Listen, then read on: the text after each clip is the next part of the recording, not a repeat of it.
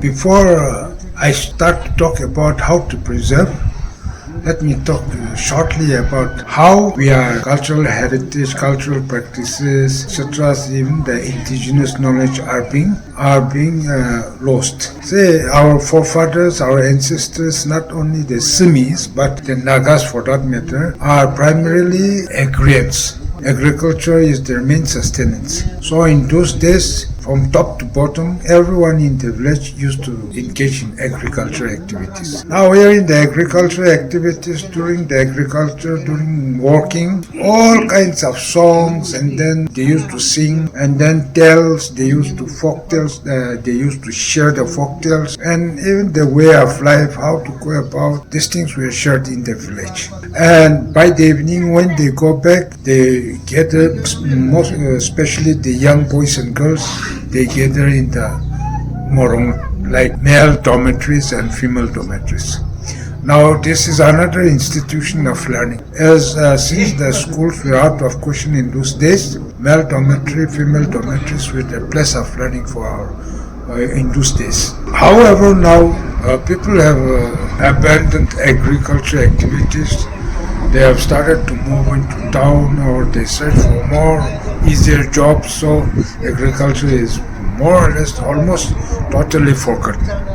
Now, like I said, a place of learning where people used to learn singing or sharing the folk songs, folk tales, etc.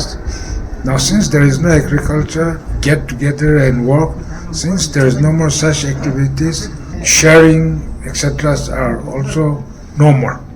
That is how, and then again there is no such thing as dormitories, so that is how cultural knowledge, cultural heritage or indigenous knowledge are being extinct.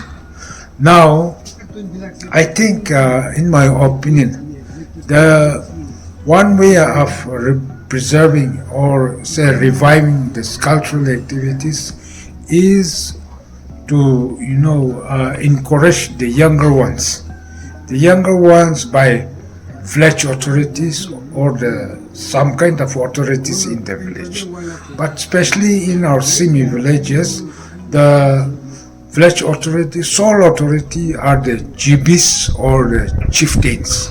If these chieftains, they could such rules and regulations to enforce every youth to participate, then there is one scope of reviving. Now, secondly, another scope of reviving is that our cultural heritage need to be documented. Once documented, we can introduce it in the schools in the form of textbooks, etc., so that they can learn something. As far as my knowledge is concerned, I think these are the avenues where cultural activities, cultural knowledge, or indigenous knowledge can be revived.